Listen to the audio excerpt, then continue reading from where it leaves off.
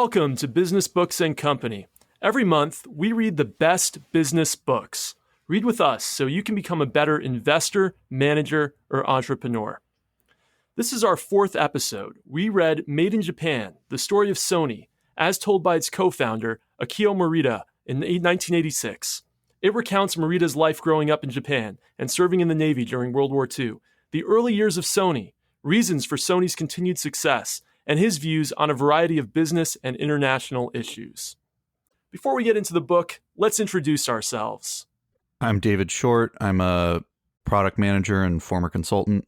I'm Olson Hart. I'm an entrepreneur with a couple of different businesses. And I'm David Kopek. I'm an assistant professor of computer science. So, starting with the author, who was Akio Morita? Yeah, so this was actually written by Akio Morita along with a couple of other people, the Time magazine Tokyo bureau chief Edwin Reingold and a Japanese journalist Mitsuko Shimomura. But clearly it's, Akio's perspective on the founding of Sony.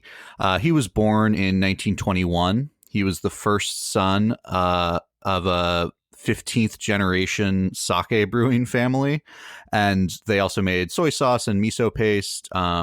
So his father had apparently brought the company basically back from bankruptcy after his grandfather and great grandfather had largely ceded the business to outside management and focused on sort of collecting antiquities. So he grew up wealthy. They had a tennis court on the fancy street in Nagoya. He was highly educated and groomed to take over the brewing business from a very young age. And so would actually go in and take inventory and things like that. He wasn't a strong student for the most part, especially in things he didn't care about, but he did really enjoy math and physics. So he ultimately graduated from Osaka Imperial University with a degree in physics and became part of a naval research unit during World War II. And he was, I believe, building night vision goggles and some, or maybe not goggles specifically, but researching night vision and other sort of military technology. It was there that he met Masaru Ibuka, who was the founder of Sony. And ultimately, shortly after the end of the war, rather than joining the family brewing business, Akio joined Sony a few months after the original founding, which was really only 9 months after the nuclear attacks on Hiroshima and Nagasaki. So Sony really was formed in the wake of World War II in Japan, and Akio was an integral part of the business. I don't actually know very many details about what his titles were over time. I think he was ultimately the chairman of Sony. I don't know if he was ever CEO or president, but he was very important to the creation of many of their core products, to their entry into the United States and much of the world.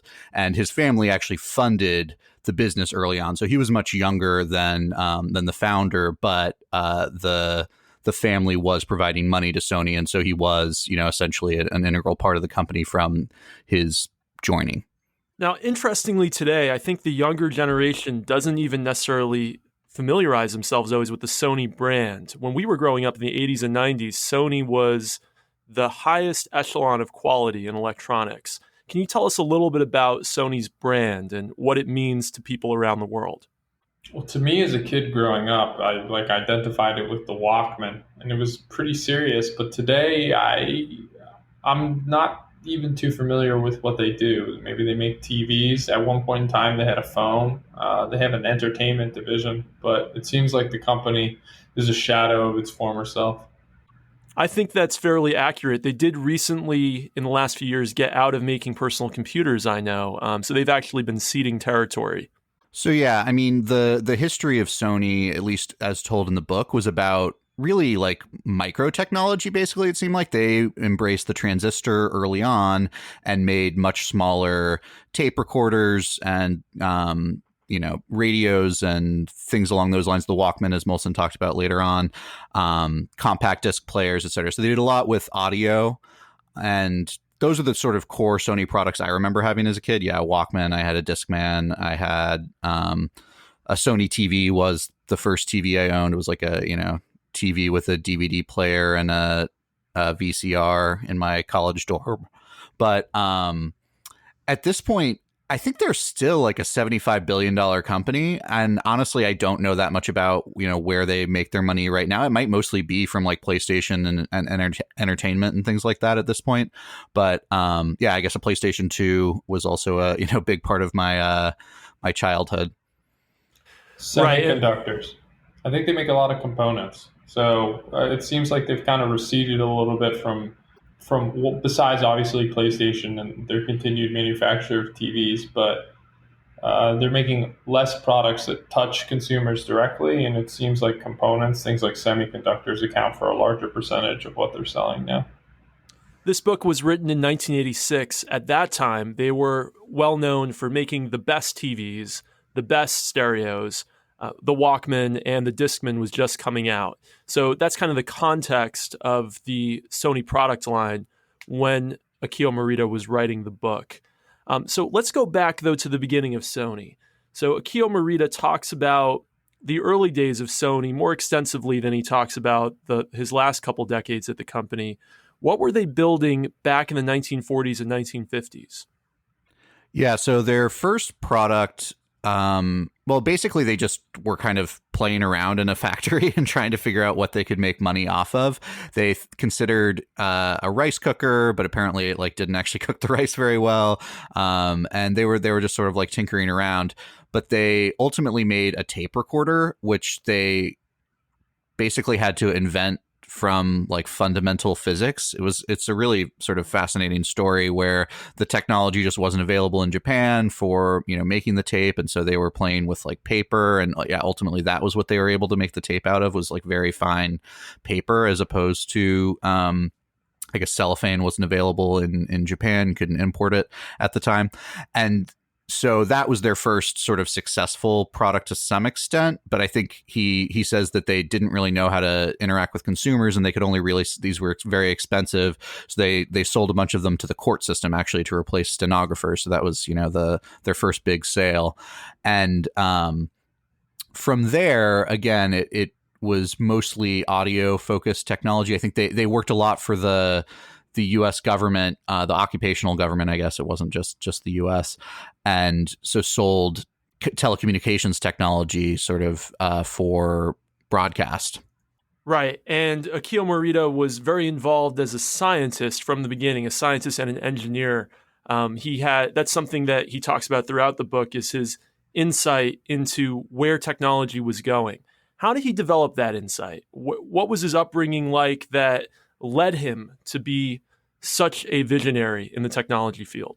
So his father was very wealthy, and he did spend money on technology. So from an early age, they had sort of the first record player, I guess, in town. And at the time, it cost the same as it was a third of the price of a car.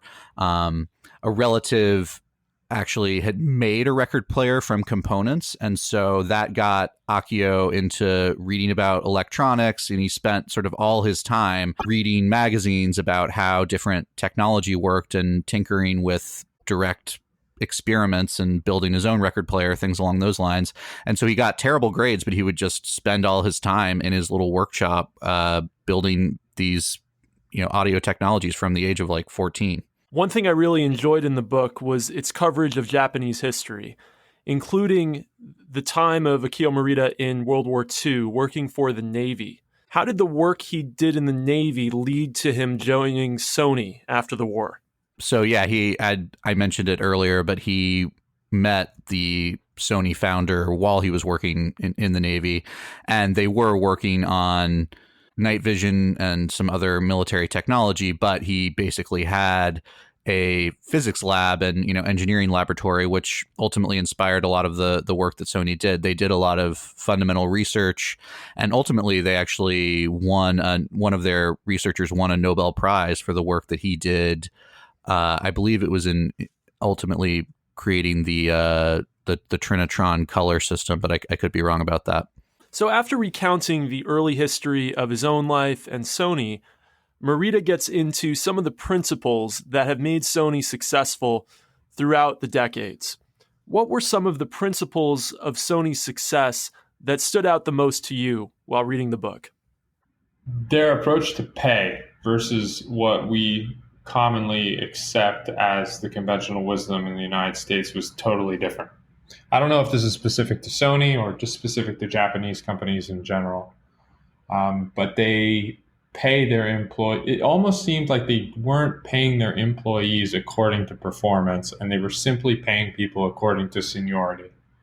We can get more into that later. Another thing that one of my biggest takeaways from this book was that Morita said that innovation doesn't happen without a target, which is a really interesting point, because there's another famous quote that I always associate with Steve Jobs, or that is genius hits a target that no one else can see.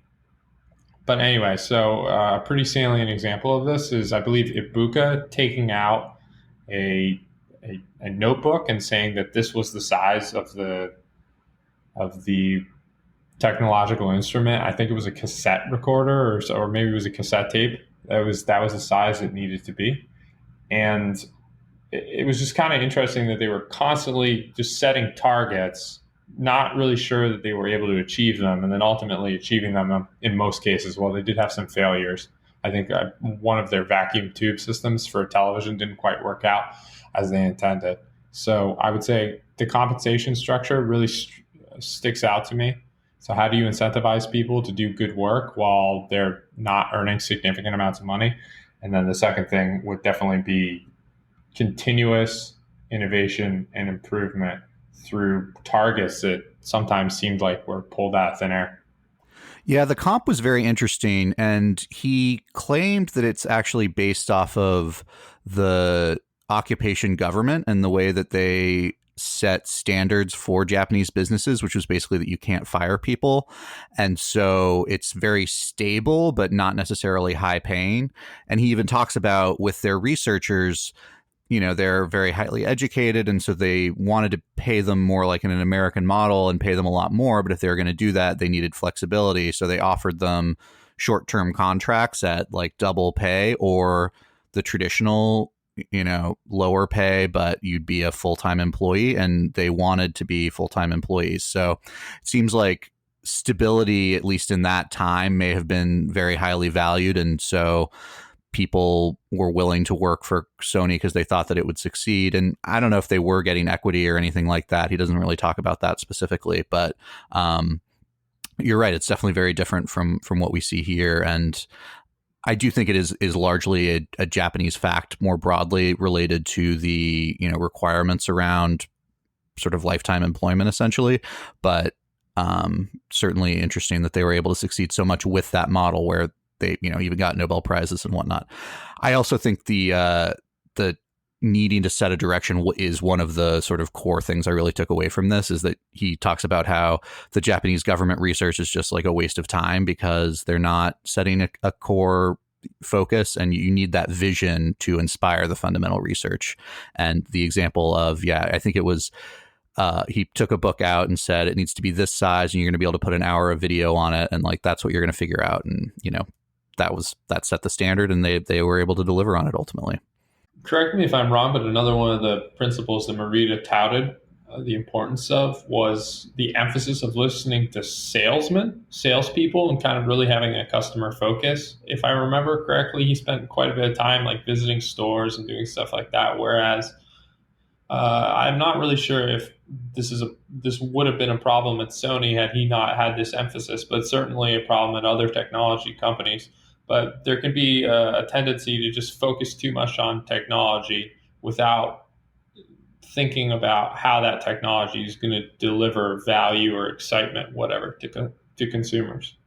Yeah, absolutely. He puts a big focus on how it's not just about the technology. You need a marketing team to be able to get that into people's hands, and you need really high quality, and you need to understand your customers. So it's not, I forget what the three pillars he listed on it, but I think it was like engineering, and it was merchandising or marketing, but I forget what he had some other piece of the pie that you need, and that it's that balance of everything to actually have a successful business. It's not just we're going to go after crazy technology, but we're going to do that in a way to meet a real customer need, solve a problem, and it might not be something that they know that they need. And so we will be sort of inspiring with the technology, but we're not just going nuts for tech for its own sake.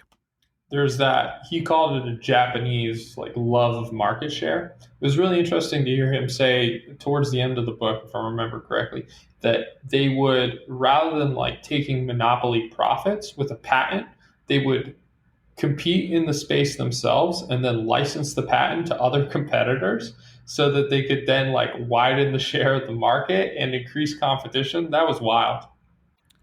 Yeah, I almost couldn't believe that part of it. And I felt like the very end of the book was much more of a political diatribe almost, in terms of, tax policies that he wanted, the foreign exchange rates he wanted to be fixed, and then also it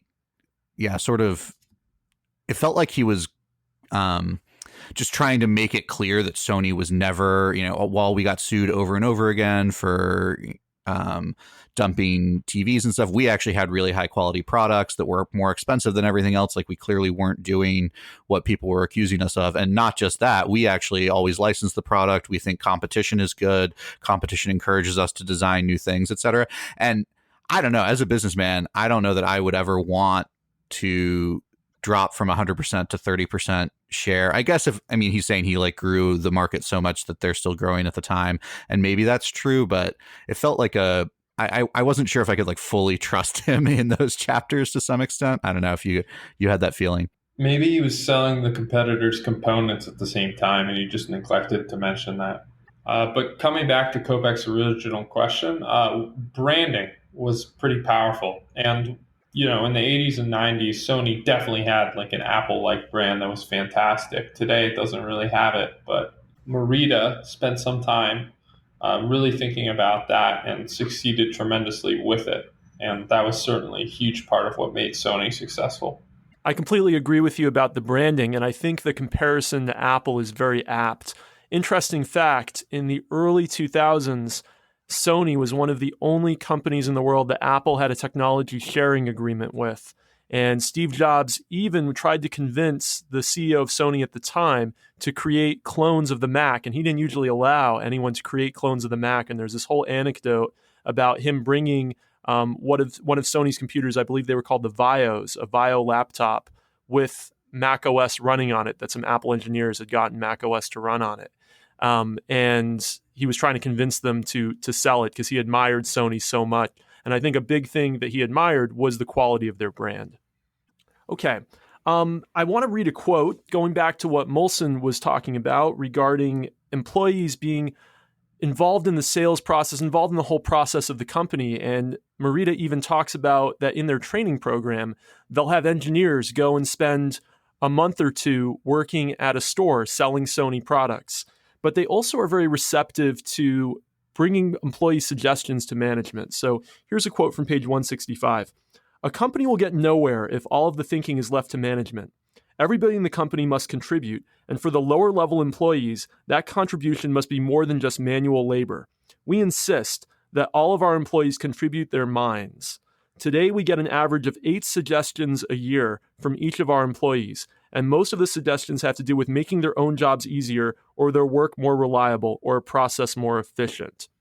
Do you think that American companies are that receptive to the suggestions of their lowest level employees? No, but I certainly try to be in the management of my people. I'm continuously trying to tease ideas out of all the people who report to me because they do the processes, they do the work, so they're the best qualified to make suggestions and improvements.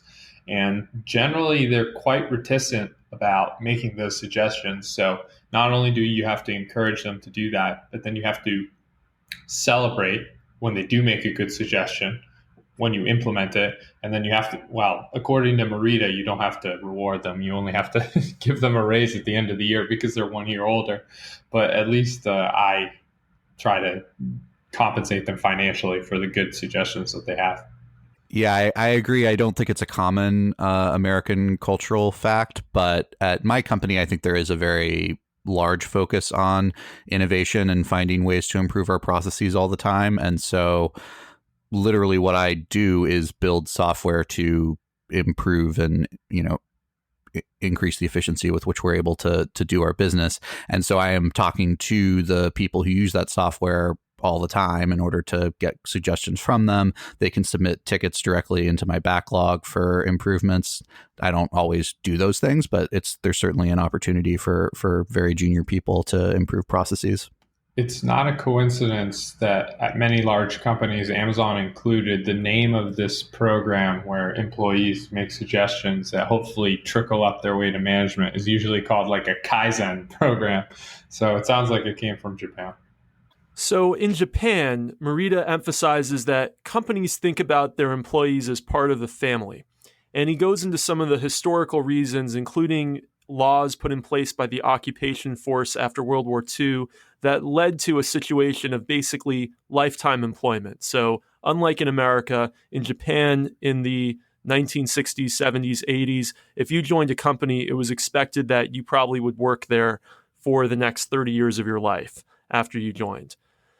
How does that create efficiencies, but also how does that create inefficiencies? And how does that compare to the very competitive labor market that we have in the United States? It just makes it very hard for businesses to react in times of turmoil. I mean, it's probably better for employees in a lot of ways to have that consistency, but there's probably some stagnation that happens as well when you're just doing the same thing. You do learn by working in different companies and seeing different ways that things are done as opposed to just continuing in one place forever. It's a really complicated question. And let me try to answer it by asking another question. All right, so let's say how many people does Japan have? It's got like 120 million, and the population of the United States is roughly 300 million, right? Our country has like numerous geographical advantages. We've got way more land, we've got way more resources. If you took 120 Americans, put them on the islands of Japan, and then you just magically created 300 million Japanese, and then you put them in the United States, how much higher, because I think we'd all agree that it would be higher, how much higher would the 300 million Japanese in America GDP be than America's GDP is today? Well, I have to say, I think you made a lot of assumptions there. It's an incredible hypothetical situation that our listeners are contemplating right now. I would have to say, though, that I don't agree with your assumption that GDP would necessarily be higher of 300 million Japanese than necessarily 300 million Americans. We've seen stagflation in Japan starting in the 1990s up through today, caused by government policies, but maybe also, as David mentioned, some difficulties in the flexibility of their labor market. So I think you need to preface your hypothetical situation with whether or not we have the same labor rules in place for the 300 million Japanese versus the 300 million Americans. Yeah, that's a good point. I also think that it's just kind of it's a hard thing to know, because what does that even mean? Like once everyone in Japan is now an American, like it's just everything fundamentally changes. So, yes, I think that the per capita GDP is like higher in Japan right now. I'm not sure if that actually is still the case. I know it was not long ago, but the structure of the market in Japan is very different also. And I do think that like I am fundamentally more in favor of free markets in many ways. So including with exchange rates, including with labor laws. And I think that the advantage of being able to be flexible in times of, catastrophe is valuable, and the stability and reliability might be nice for the people in that economy. I think that's sort of the distinction, is that I think you are better off as an economy when things are more chaotic and you're able to react. But as an individual, being able to trust that I'm going to have the same job for 60 years is probably a much more peaceful life than what many Americans have. A little bit of live research. Current GDP per capita at purchasing power parity for 2018, according to the International Monetary Fund, is $62,000 US in the United States and is $44,000 US in Japan at purchasing power parity. It's hard to make a comparison. What's Qatar? Qatar on this list. We don't really think number of Qatar. one at 130,000 per year. All right. Well, Qatar must be, the greatest economy in the world. No, they have lots of oil. The United States has lots of oil too, so it's difficult to compare the kind of economic, innovative productivity of different companies by GDP per capita, purchasing power parity alone. Going back to your original, let me go back to my question first. I think it'd be a lot higher. And going back to your original question, it's possible that the two, as Morita said, it's possible that the system in Japan, even though he says it was imposed on them by foreigners, by Americans, that system is what works for Japanese culture, and the system in the United States is what works for American culture. And it wouldn't be possible for one country to adopt the other so easily. And so, yeah, there are pros and cons in theory, but maybe there are mostly cons to changing it simply because of there are just differences in the way we think. Yeah, I agree with you. And I would say one of my main takeaways from the book about the differences between American and Japanese culture is that both cultures like competition, but different kinds of competition. And tell me if you agree with this analysis from the book. Basically, in America, we believe in individual competition, and that's what we really strive for, is being the best individual. But in Japan, they're really into competition, but they're into group competition. They're into being the best country as a whole or being the best company as a whole, more than they're into being the best individual player for any given task. Is that a fair analysis? I don't speak Japanese. I've only spent 24 hours in Japan, but that seems completely correct. And it's also quite quintessentially Asian. The one thing I'd say, though, is that Morita in the book definitely comes across as quite an individualist for a Japanese.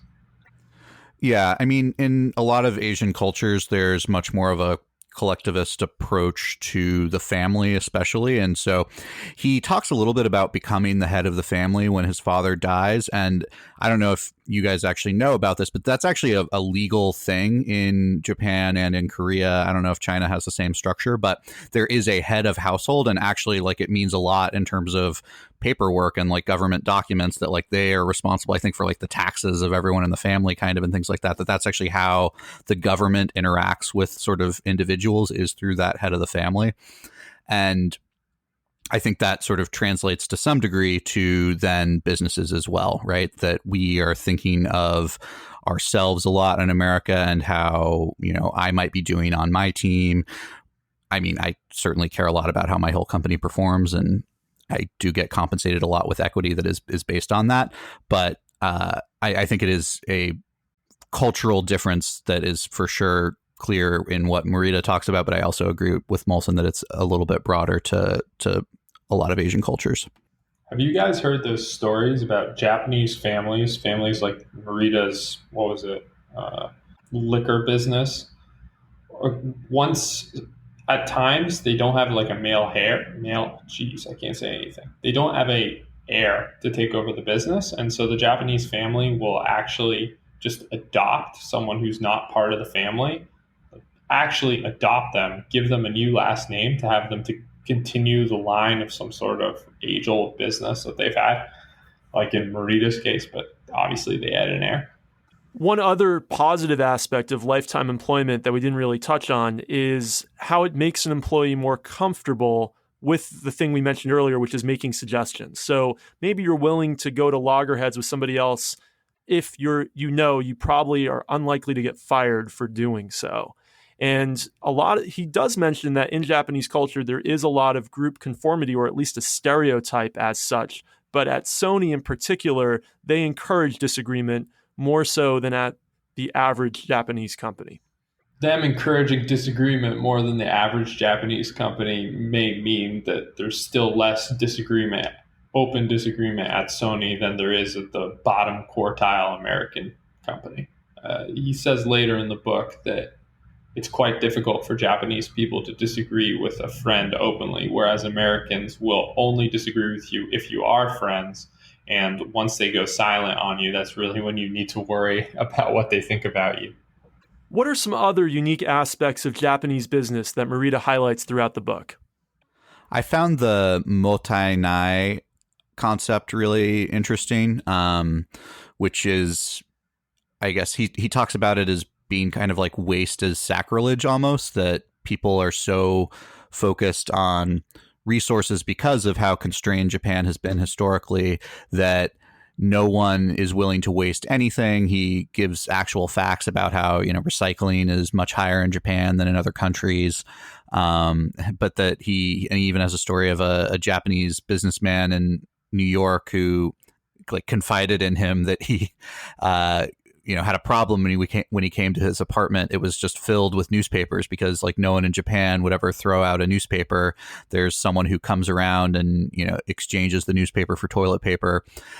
And so the guy just had this huge piles everywhere. It was filling up his whole apartment. And so he had to explain to the guy that, it's okay here. People won't, judge you for throwing it out. And so he hired someone to come pick it up. But I think that in general, that is definitely the case, though, that in America there is much more of a sort of wasteful mentality. I think that's probably changed a lot now relative to the mid 80s when this was written. But I think it's probably still quite true that we are much more willing to waste than people, honestly, anywhere in the world, but probably especially relative to Japan.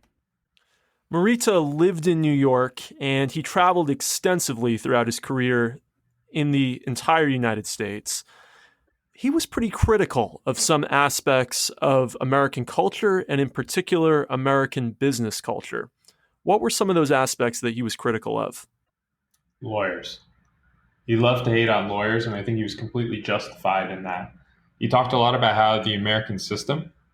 So let's first talk about apparently how lawyers work in Japan. In Japan, if you file a lawsuit and you don't win that lawsuit, you pay the other side's legal fees, which provides a pretty strong disincentive to file frivolous lawsuits.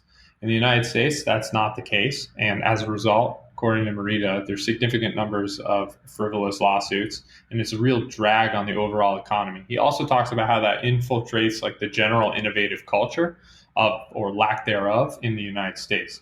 So Americans, if they're facing competition from outside or even competition within the United States from another party, rather than innovating and competing directly by releasing better products, what they'll do is they'll just seek out legal options, legal recourse in order to restrict competition and fight their competitors in that way. And generally, that's not a good thing for consumers, America, or the economy in general. Yeah, there's a quote. American businessmen seem to think it is natural always to be looking over their shoulders to see who's coming up behind them with a lawsuit. I think that his perspective on legal culture in America was definitely interesting, but it's actually broader than just that you have to pay legal fees. In Japan, you actually have to put up a significant deposit to get the court case even heard. And so that, I think, is probably going too far to some extent also. So there's a balance between encouraging frivolous lawsuits and preventing legitimate ones. And essentially the Japanese system is such that you just have to be wealthy to be able to use the court system. And I don't know that that's necessarily the best way to structure things either. Morita mentions that one of the reasons that they need less lawyers in Japan is because there's more trust.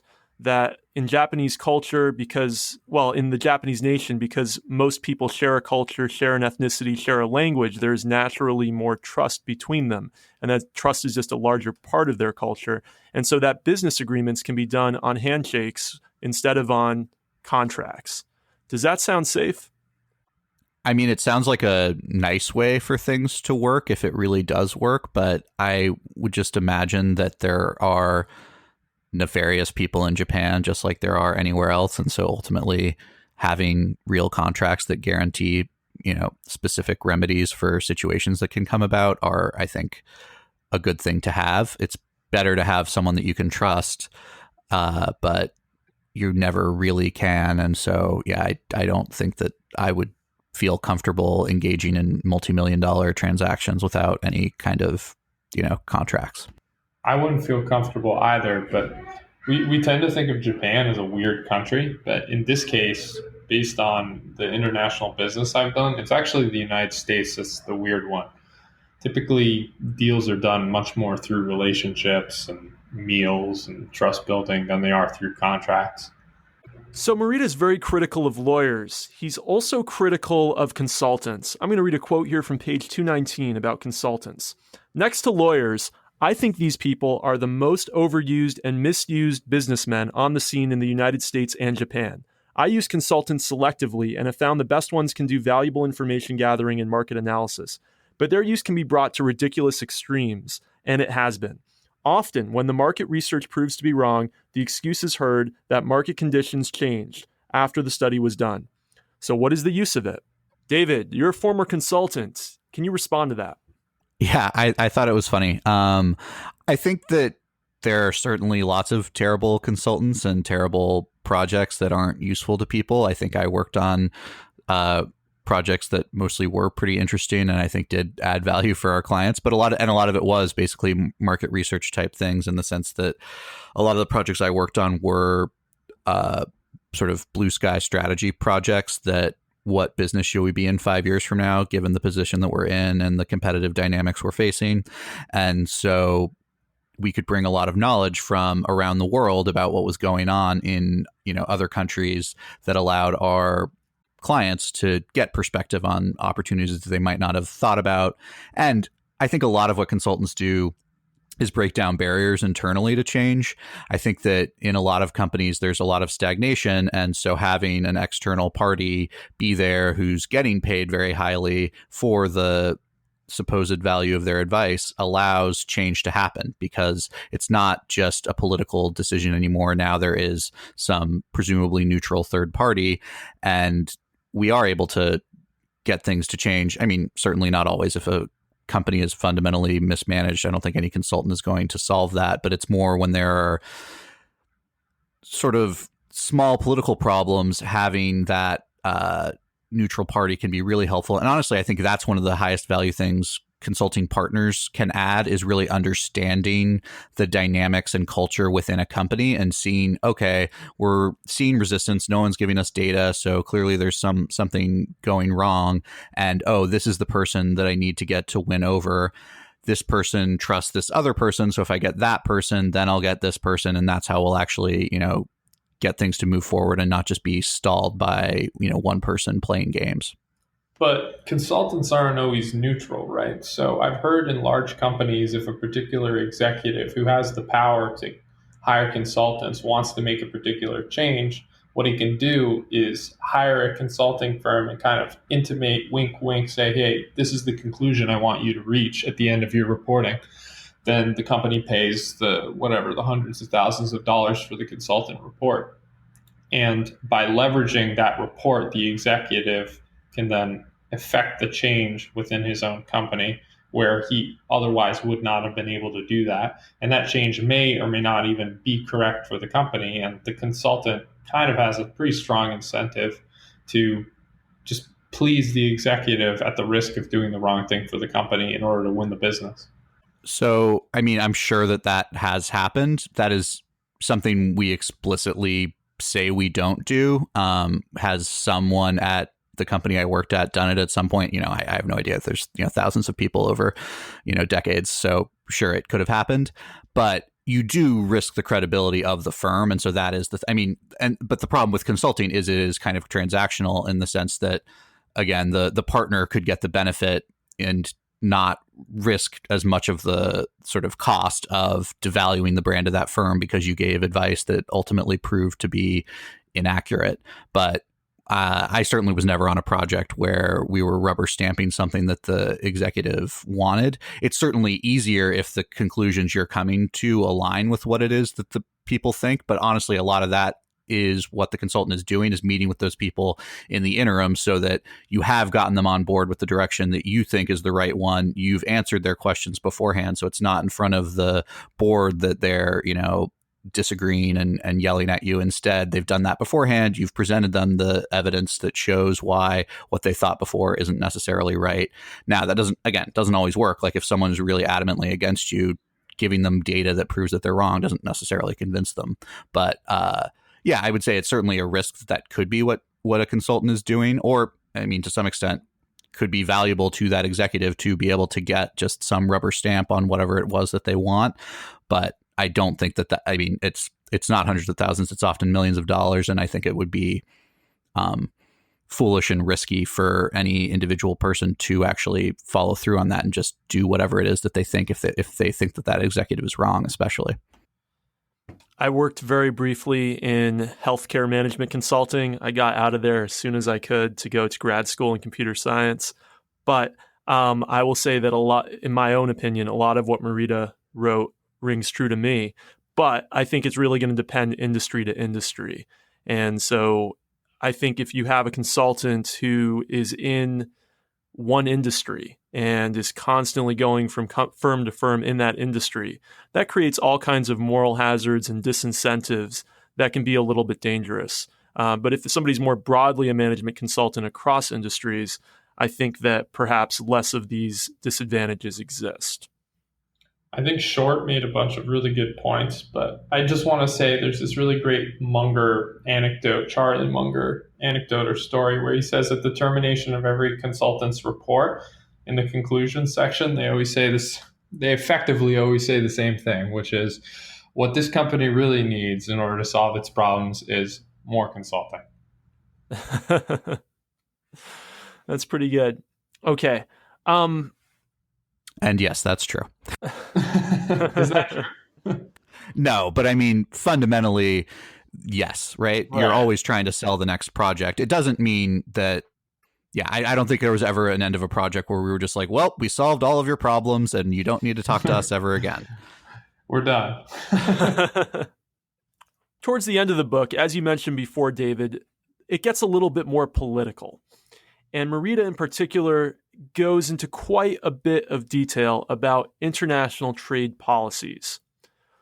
We have to remember the context. This is the late 1980s when Japan was putting the kind of trade pressure on the United States that China is today. And there was a lot of concern about whether America could even compete with Japan going forward. So, what are some of Morita's anecdotes to alleviate some of the trade tension? He talked a lot about how when they implemented quotas, it was actually American companies themselves that were doing significant amounts of importing from Japan. In some case, if I remember correctly, he brought up a TV example, but the most salient example for me was like Chrysler and Lee Iacocca just like pressuring the US government to raise the quotas as much as he could so they could import more cars from Japan. Yeah, he also talks a lot about the need to exchange information, actually. So he basically says that antitrust law in the U.S. makes it very difficult for companies that are in the same industry to meet and have any discussions because it just looks like they might be colluding and trying to set prices or something.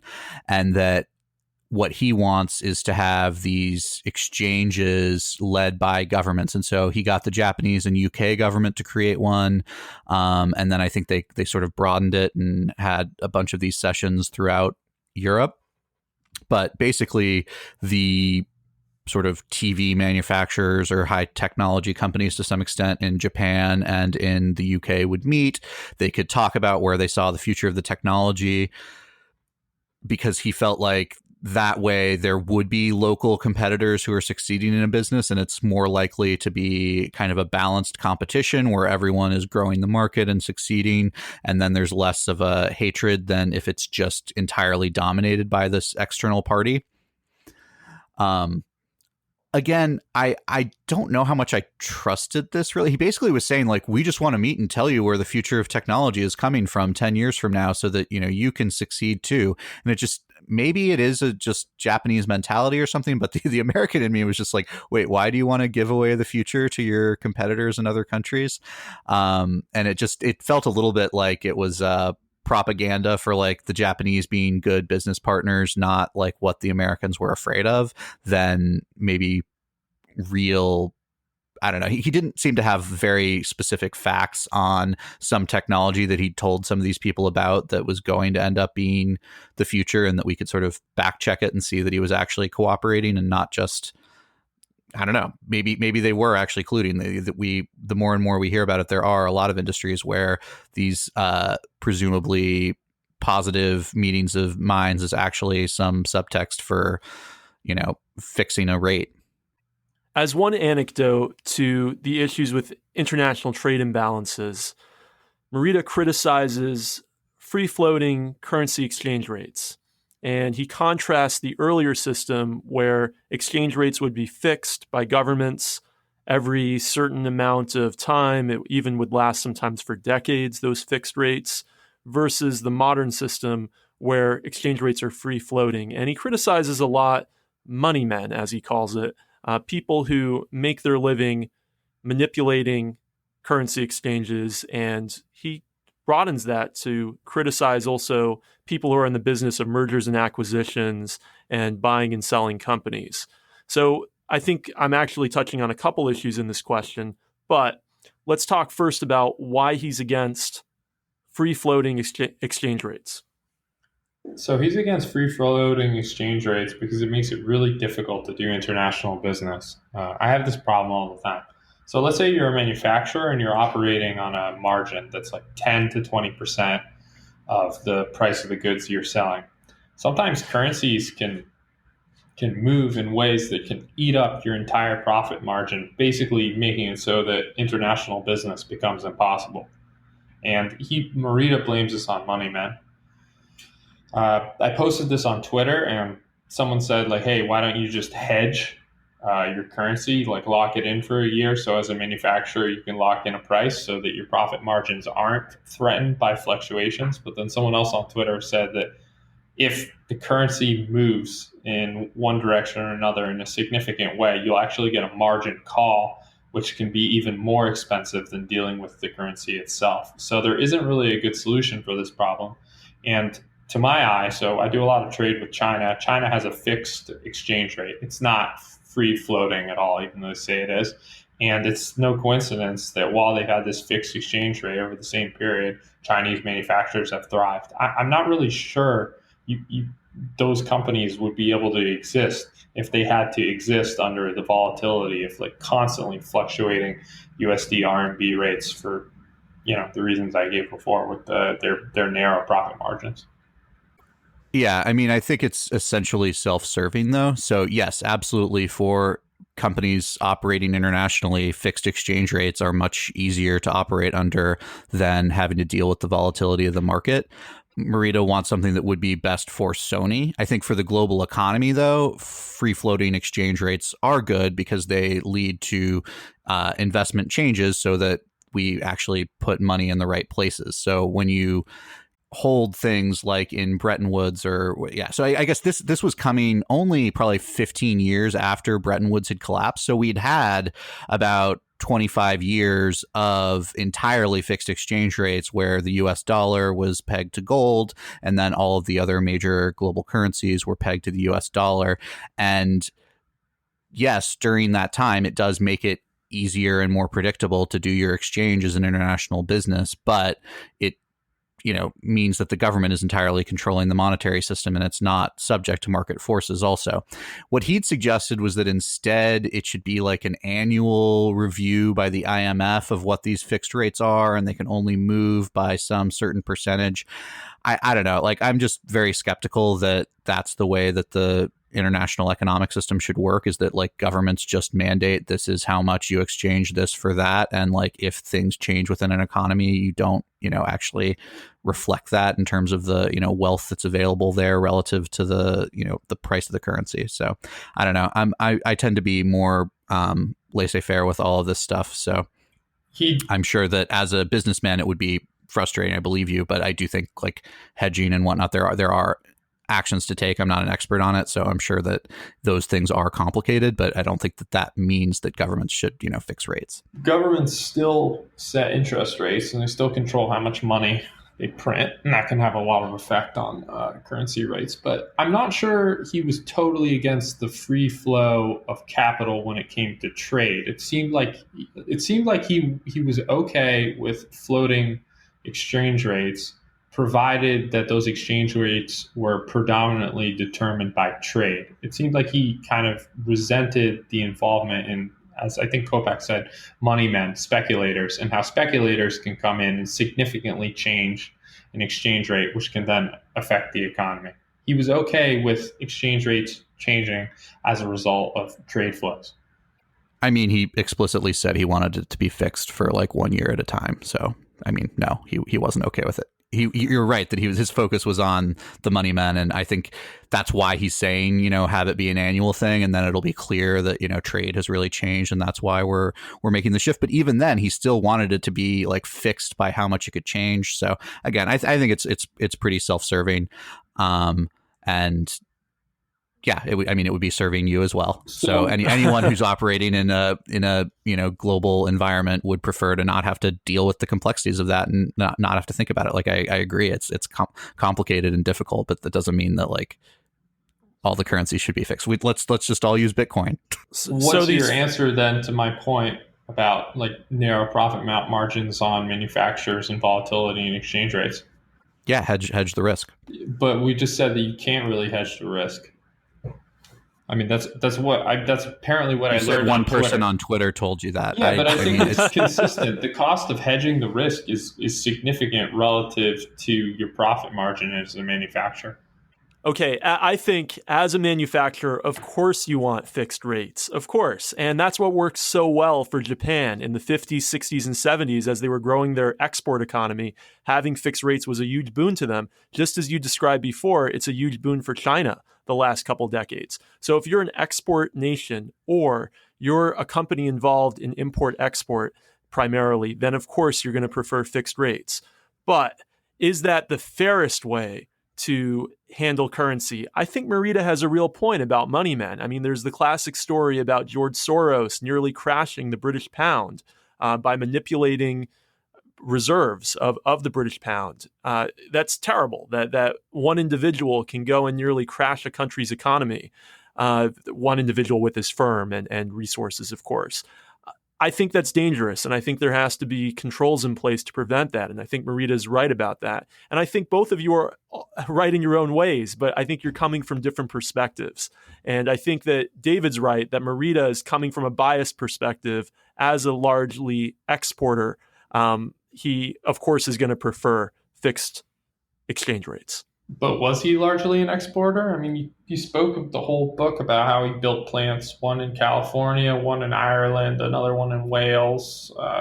It sounded like he built factories all over the place. Maybe that was because he just wanted to give the appearance of contributing to local economies. He seemed to say that throughout the book. But he also imported products from the United States to Japan. Again, that could have been BS. But it seemed like he wasn't just, you know, exporting products from Japan all over the world, and so that you wouldn't have insight on the exchange of goods as opposed to just export from Japan in order to, you know, hollow out American business. Well, I think that all of those plants he mentioned use Japanese components to produce their televisions, produce their stereos. And so there was a large amount of Japanese goods being exported to the nation in question, even if they had a local Sony factory.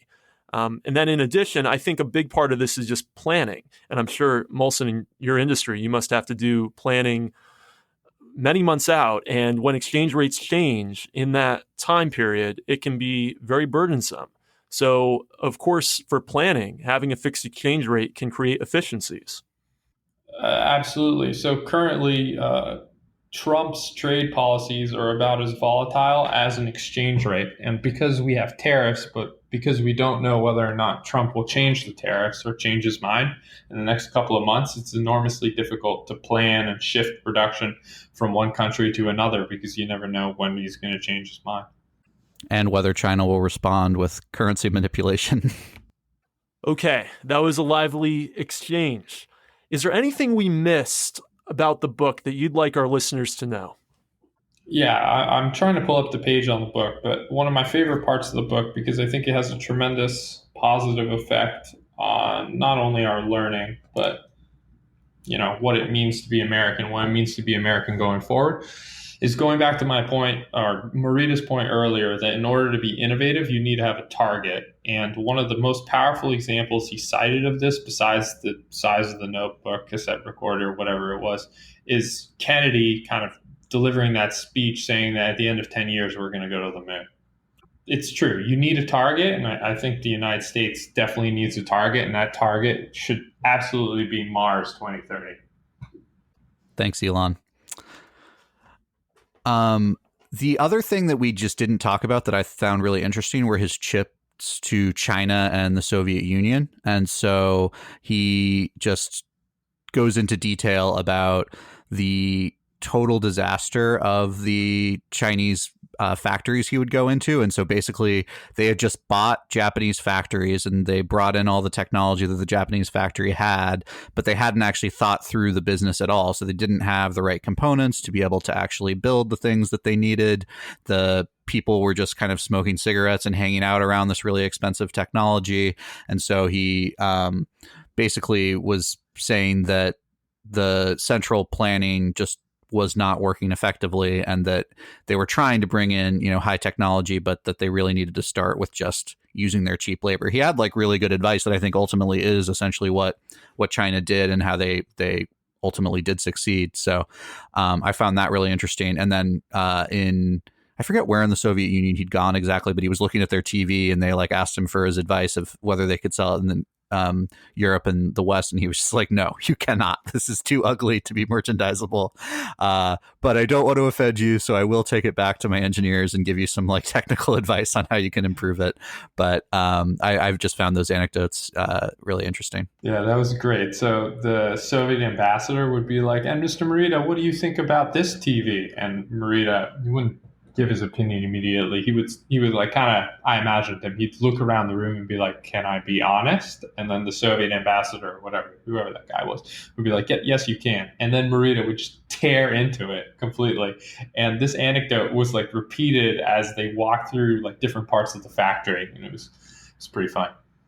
Yeah, I love the Soviet Union anecdote as well. I believe there was something about bureaucracy there where there was a person in charge of making one of the televisions. And Morita said something like, well, you might have some okay engineering here, but you also need to incorporate aspects of art and design. And the person in charge said, well, Mr. Morita, we can't do that because we're not in charge of art and design. So in other words, they were saying that in the Soviet system, you have such a top-down prescription of what you're able to do that there's no maneuverability.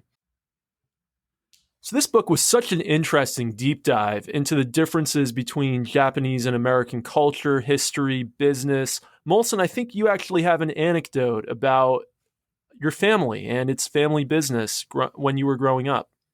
Yeah, that's absolutely true. So my parents ended up in 2009. They founded a medical devices company that was called American Diagnostica, and they ended up at the trough, the bottom of the financial crisis. They did okay, but it happened to be at the trough of the financial crisis. They ended up selling their company to a Japanese company called Sekisui, and it was super fascinating to not only watch how the company got sold and to see the kind of the clash of two cultures leading up to the sale, the clash of two cultures with the kind of insertion of Japanese executives into an American company. And then finally, that Japanese company ended up suing my parents for, among other things, fraud. And they even ended up suing me. The Japanese company didn't sue me. That comes a little bit later. But it was extremely just crazy to kind of see how that happened. Kind of, you set the foreground or the background of what happened. A bunch of my father's relatives actually died in World War II to the Japanese. My dad was from New Zealand, so they were kind of like fighting in the Pacific arena. And it was somewhat, and throughout his childhood, he was kind of instructed by his father to really, obviously, if your brothers, died of the Japanese, you're not going to think of them too favorably.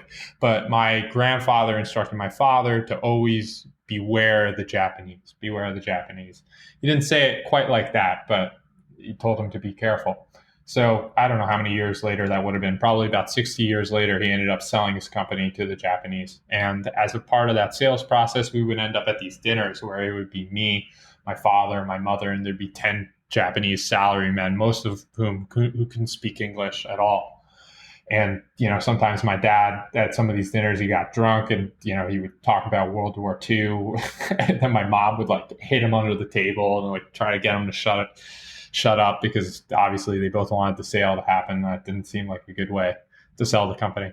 Anyhow, the company ended up getting purchased by Sekisui, and I don't know, something didn't really go well after the fact. The company performance declined, or the Japanese, maybe there was a clash of cultures. I don't really know. I was maybe 22 years at the time, and the only thing I really remember was that I'd go to the office and all the Japanese employees who were inserted into the American company, they would work like really late until 8 o'clock. But actually what they'd do is around like 5:30, 6 p.m., they would just stay at the office and just like browse the internet. So they were kind of like conforming to that Japanese ideal of long working hours, but not really, working.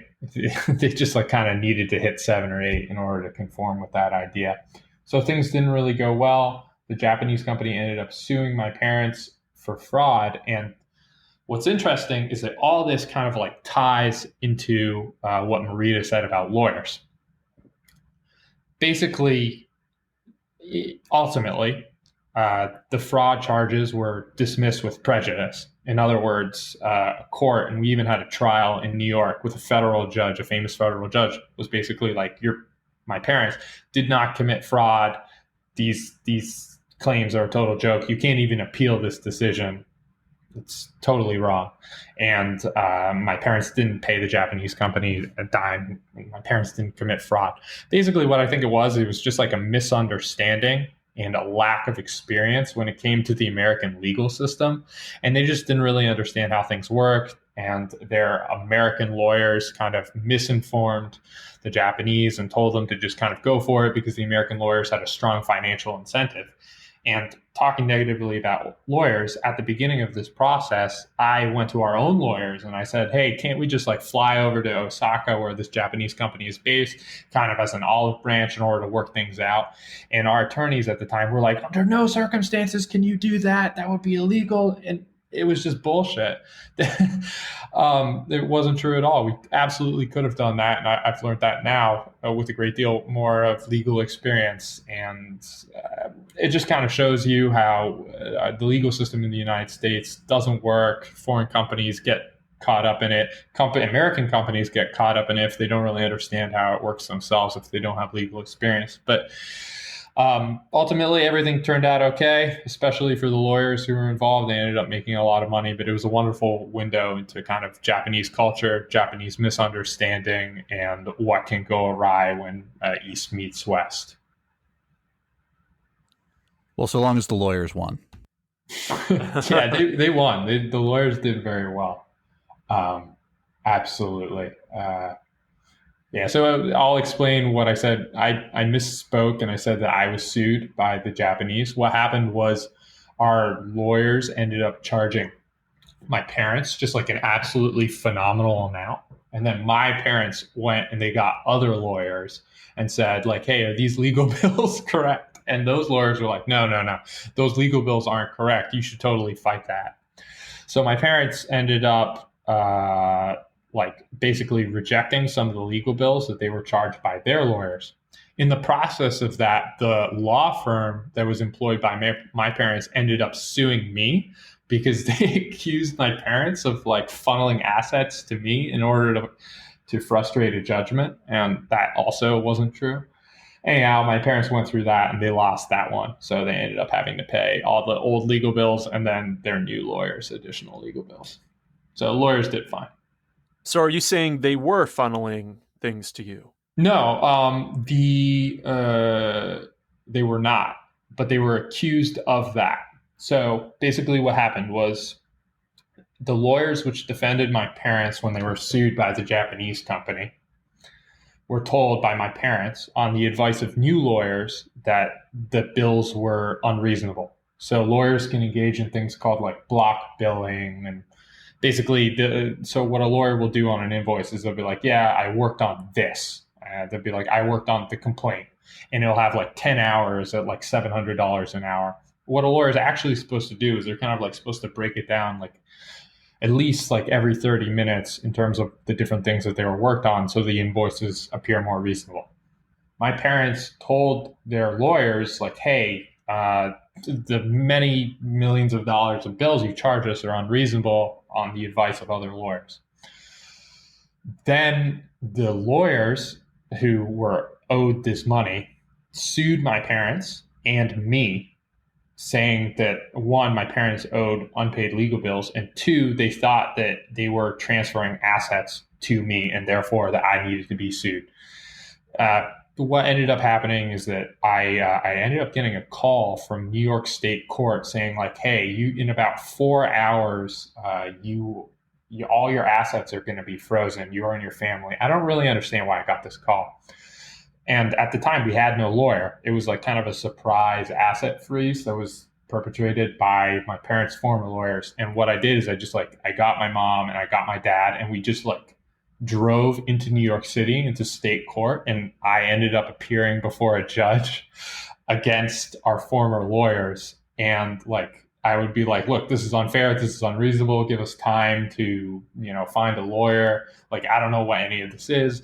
And the judge we ended up the judge granted us that time and stuff like that, and she was just trying to get me to shut up the whole time, but I was just because she didn't want me to put my foot in my mouth, and I didn't know what I was doing. But effectively, we ended up being okay, and we were allowed time to receive a lawyer, and I was dismissed from the lawsuit. It was a terrible experience, particularly for my parents. But at least for me, even though it was hard and difficult, it was kind of a good thing because I ended up learning about all this stuff. Okay. How would you say that's related to Japan? Not at all. No, I'm just kidding. So how's it related to Japan? I mean, if you go to a country and you don't understand how the legal system works, particularly if the legal system is different from the way in which your country's legal system works, you can get in a lot of trouble. And that's basically what happened to the Japanese. I mean, I don't know if there were some weird intra-company dynamics there. Maybe the business didn't go well, and the Japanese executive who was responsible for purchasing the American company saw the lawsuit as a way of saving face. But I just think that the Japanese had no idea what they were doing in America, and they didn't know what they were getting into. It was probably the first American company that they bought. And when things didn't work in a typically Japanese way, when the employees didn't want to work until 8 o'clock every night, they pulled the ripcord, and they ended up filing a lawsuit at probably the wrong advice of American attorneys. So how does it relate to the Japanese? Cultures are different. Legal systems are different. When those things mix, you can get in a lot of trouble.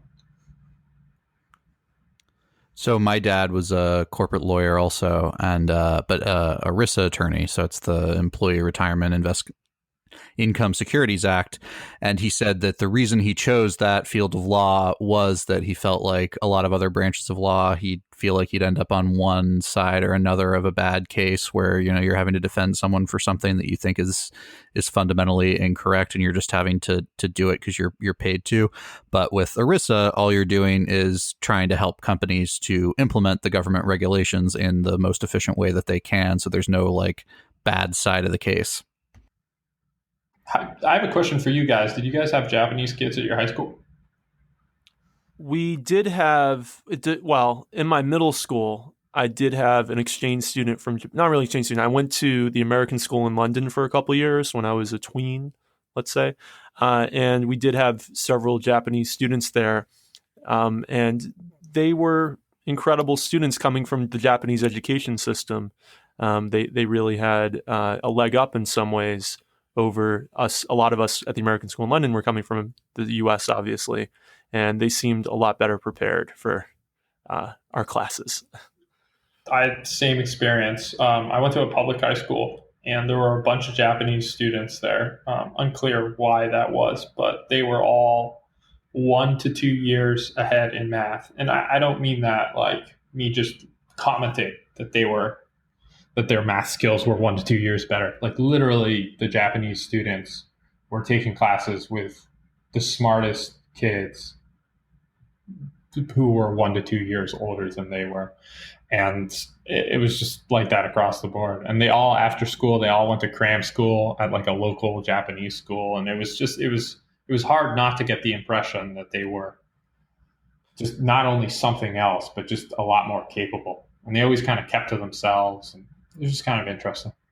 And Morita does touch on the Japanese education system in the book. He has concerns that some parents in Japan, this is again in 1986, are being too rigid, making their children study all day long, and then they get to college and they feel like they've already made it because they studied so much to get there that once they're there, they can't really mess things up for themselves. So that they then become a little bit less enthusiastic about their studies once they're in college. And he contrasts that with the American system. He says, oh, the American kids are not getting such a great education in K through 12. He's kind of saying between the lines, but then they get to college and then actually the American college system tests them a lot more and makes them work a lot harder. The big knock on Asian education, particularly when it comes to Chinese education, is that it doesn't teach team building and it doesn't teach creativity. That whereas the American education does a terrible job teaching you like how to add two numbers together, but it's really good at team building and creativity. I don't know a ton about the Japanese schooling system, but it seems like they've got that under control somehow. Japanese people seem to work very well as a team. I know from speaking to Chinese people, they always speak very highly of Japanese teamwork.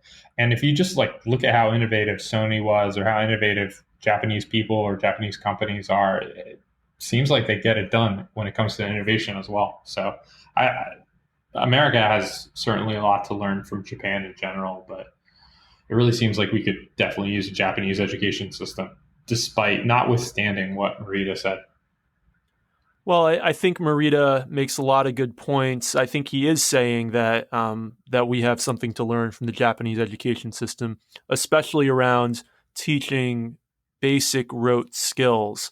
And we could have a long conversation here about Common Core versus memorization versus kind of more free-form learning independently.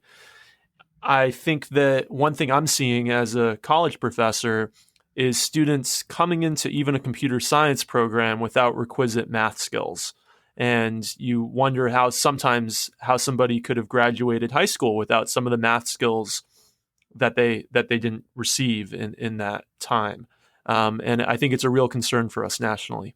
Yeah, I agree completely. It's also really embarrassing. There's a really famous, important country developing politician named Lee Kuan Yew. You guys probably both know. And he almost died to the Japanese. He's from Singapore, and he relates in a story in a book he wrote, I think called My Singapore Story, how like the Japanese soldiers who were absolutely brutal during the war, literally lopping people's heads off, they almost killed him. Anyhow, he ends up becoming prime minister of Singapore, and what does he do? I wouldn't call it an about face, but he ended up creating a campaign called like the Learn from Japan campaign.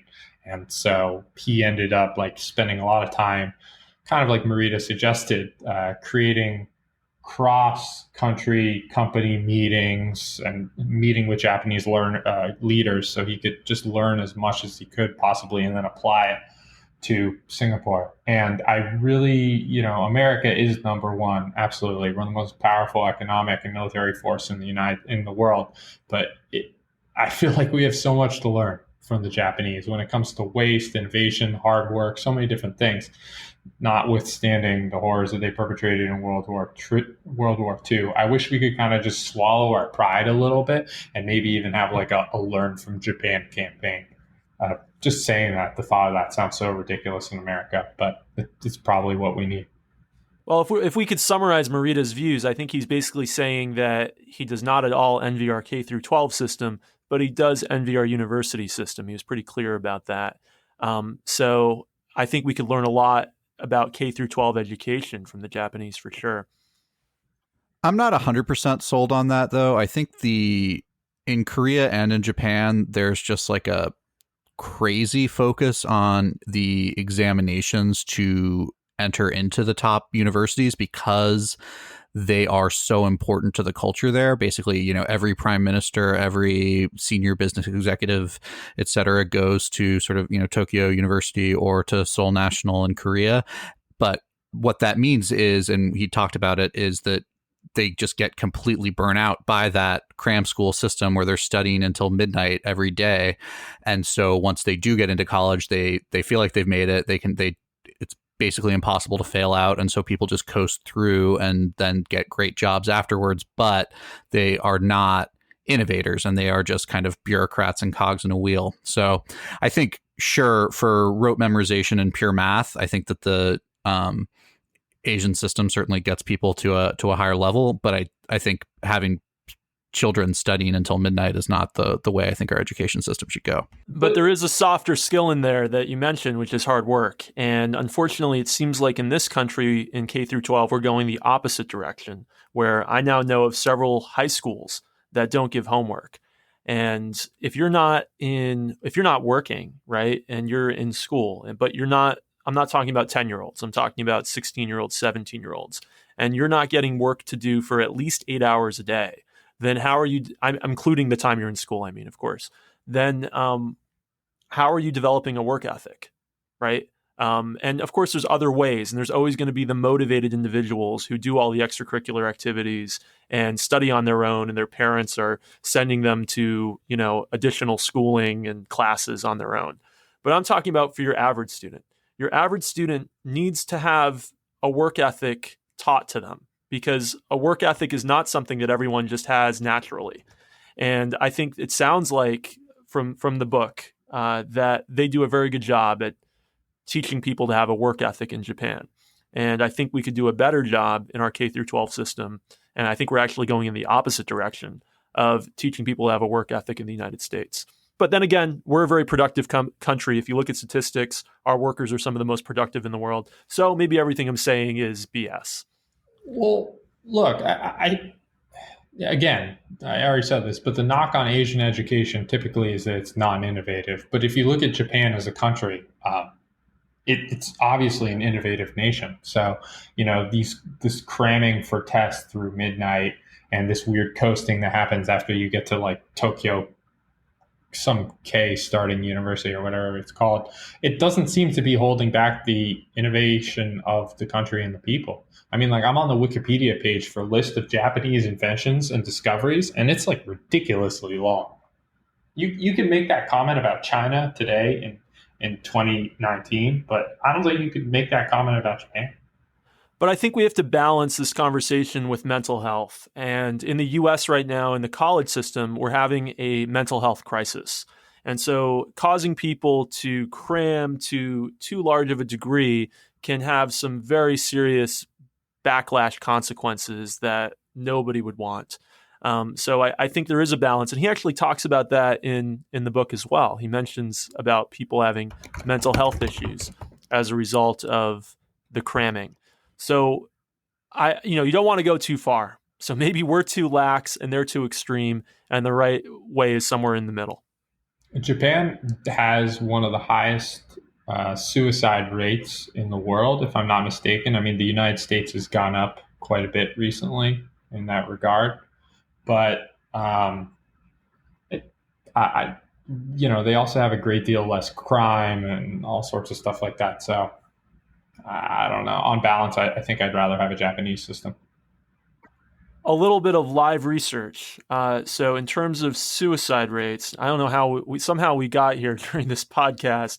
But anyway, the United States is number 34 in the world, and Japan is number 30. So very close, actually, very similar on that. But again, I think forcing students, this is my opinion as an educator, forcing students to cram too much can have negative mental health consequences. So while I do think we need to teach work ethic, like I said before, we need to be careful and balance that with not being excessive. So what does that actually mean tangibly? Is it like you're a CS professor, so I could understand projects being kind of a way to encourage diligent work, but not really cramming. But are there other ways that you see that we could change our system that would still encourage work ethic without requiring cramming? Yeah, so collaborative projects, I think, are huge, because then you actually get the pressure of the peer instead of the pressure of the instructor, right?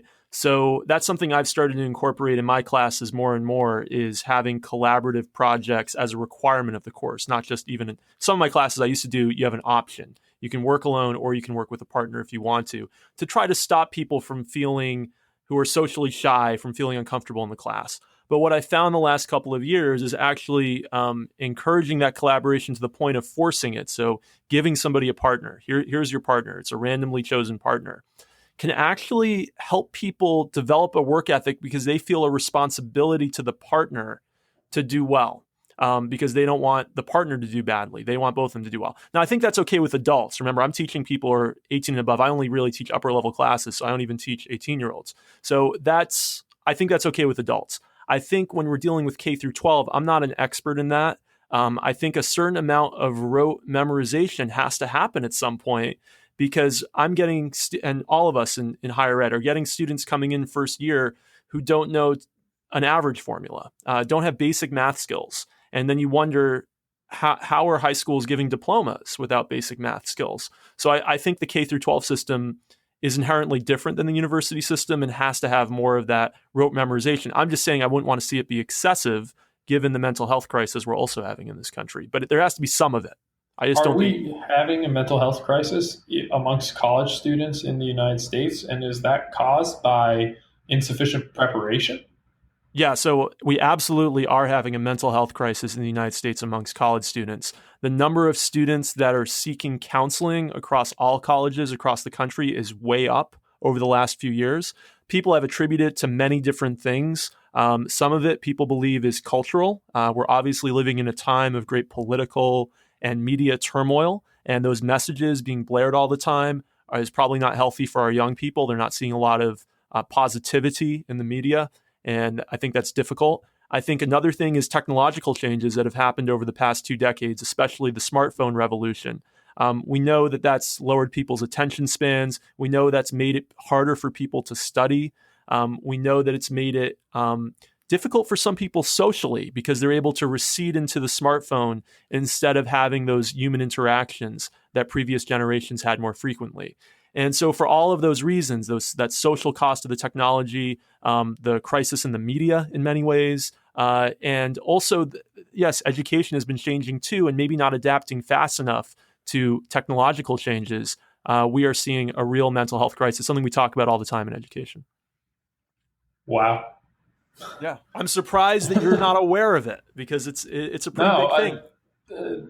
To an outsider, I wasn't really sure if the mental health crisis that is happening in colleges across America. I don't know if that was because they're insufficiently prepared, because as you pointed out, because of a cultural difference, maybe people are more willing to seek out counseling, or maybe, it's that thing that you hear about all the time, people just getting triggered, Well, I think we have to do more. I think it's really sad that we're letting our young people be so struggle so much without having adequate safeguards in place. And oftentimes colleges are even struggling to keep up with the counseling demand.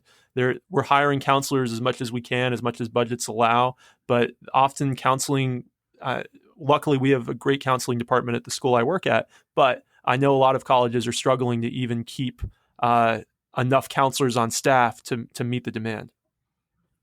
Yeah, I would be curious to know, and I imagine it's kind of impossible, but how much of it is a change in cultural norms where it's just more acceptable for people to reach out for help in a way that, I don't know, our parents' generation just certainly wouldn't have, and how much of it is actually, people struggling more than they were before. I truly think it's cultural, it's technological, and then it's also media driven. I think there's multiple different facets to it. I don't think there's just one thing we can say, oh, it's a smartphone, or oh, it's the media, oh, it's culture. I think that it's a perfect storm of multiple issues in society coming together on people when they're at a really vulnerable age. When you're entering college at 18, you're technically legally an adult, but in many ways, you're still not really ready for independence. And college is about that transition from somebody telling you what to do all the time and now suddenly having all this freedom and needing to make the right decisions on your own. And that is the number one thing that first year students struggle with, is time management and being able to decide for themselves, I need to do work now, or I need to go to class now. And that's always been true. There's always been students struggling with that. For some reason, they're struggling more than ever. And I think it's for those multifaceted reasons I mentioned before.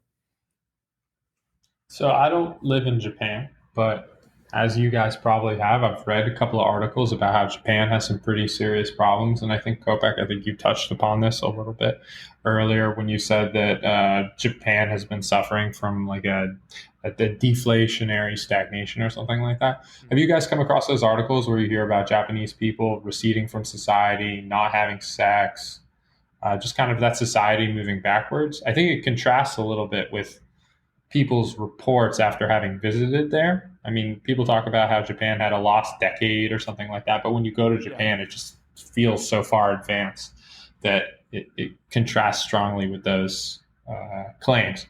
What do you guys think about those things? So I mentioned before that I took a Japanese culture class in college, and even then they were talking about the otaku culture, which is sort of the pale boy who just reads manga and doesn't talk to anyone, and is entirely still lives in their parents' apartment, that kind of thing.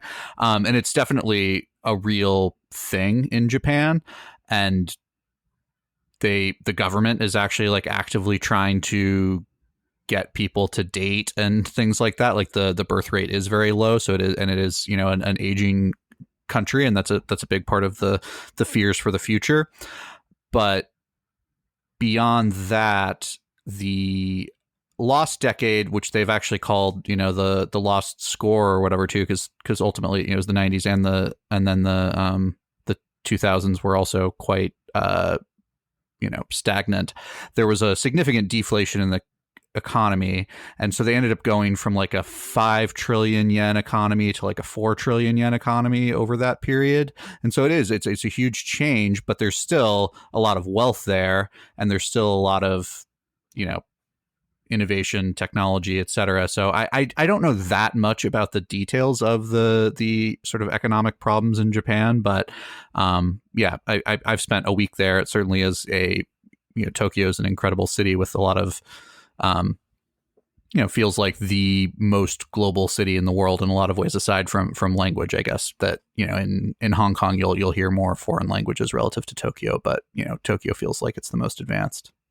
Yeah, so we have to keep the context of the book alive, right? It was 1986 that he's writing this.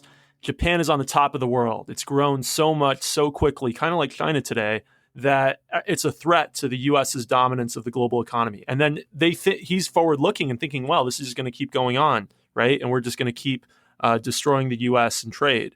Well, they do continue to beat us in trade in terms of the trade imbalance, but then suddenly everything turned around, like David said, in the 1990s. And they went from growing much faster than the U.S. economy to actually growing more slowly than the U.S. economy throughout the 1990s and the early 00s. And then to touch back on what we were talking about the people in Japanese society who recede, I watched actually a French English language documentary about this. I think they're called the Hikikomori. I hope I pronounced that right. And it's a phenomenon in Japan right now where people are just becoming loners and staying at home and not leaving their house. And according to the documentary, there's multiple different reasons for this, but a big part of it is cultural. And now there is a cultural movement there actually to accept the hikikomori instead of criticizing them and say maybe it's okay that they're becoming loners and being on their own and withdrawing from society. But then there's a lot of people who disagree with that and say, that of course this is bad for people to not have social interaction. But the one point that the French documentary made that I thought was interesting is that we actually have that everywhere. I mean, maybe they have a name for it in Japan, but we have that in the US. We call them shut-ins, right? Or hoarders, people who stay at home, just accumulate stuff. We maybe just don't talk about it as much, but we certainly have programs about it. But it's a global phenomenon. And I think that it is a result of technology to a large degree. I think it's a cause of it. People feel alienated by society, and now they have a way of staying at home because of Amazon, because of smartphones that they didn't have before. Okay, I just what you said was really well said. maybe you're going to have to cut that from the podcast, but I think that was just an excellent point, and we certainly have that in the United States. I agree with you completely. Definitely see, and as you said, technology definitely seems to be a big part of it. People are just receiving into their homes and playing video games instead of getting a job, competing in markets, getting a girlfriend, and so on. I know people in my own life like that. Absolutely. And we deal, actually, to bring it back to college again, sorry to talk so much about my job, but we have a problem in college with not just mental health, but also video game addiction, another kind of mental health issue, really, which is becoming more and more prominent. And these are students, young people who can't, and older people too, who can't stop playing video games. And of course, that didn't exist 20 years ago, right? There were video games, but they weren't the type that were so immersive and so enticing that so many people would be like, oh, I really don't want to stop, right? So I think technology is creating a lot of problems in both Japanese and American society that were maybe a little bit unexpected. Everyone thought the world's just going to get better with these tech improvements, and it has as a whole, but there's been some parts of society that it's not even that they got left behind. They got the technology. It's that the technology ended up being more negative than people expected for certain kinds of people who are predisposed to specific mental health issues. When I was in China, if I played too much Dota, which is some sort of computer video game, a mandated by law pop up would appear in the top right corner that would say something like, "You've been playing for over 4 hours, like you need to get off," and stuff like that. There were some, and China for many years didn't even allow consoles like the PlayStation or Nintendo, which are Japanese made, by the way, to be in their country. It was illegal. So China, for whatever it's worth, has some concept of the harm that the technology can do to its people. Okay, kind of fun question to end here. Now, this book is written at the height of Sony's influence around the world, when it is one of the top electronics brands and everyone aspires to be the Sony of their industry.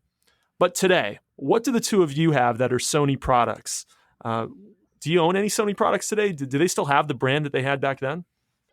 Yeah, I don't think I have a single Sony product at this point. Maybe some headphones somewhere. But I talked about it earlier, I guess. I did own a lot of Sony products, and I had Sony TVs before, but my TVs are Samsung now. I wouldn't be surprised if a lot of the things that we don't think are Sony products are full of Sony products. Subcomponents, semiconductors, all the weird stuff that I'm sure they make that go into my Apple computer or my Google Pixel phone. I'm listening to this on Sony headphones, and I have a Sony stereo that I got for free, to be fair, right before we started. So I have a couple Sony products, but I really don't think that they have the cachet that they had when we were growing up. Okay, who do you recommend this book for? Who should read it? I feel like every American business executive needs to read this book.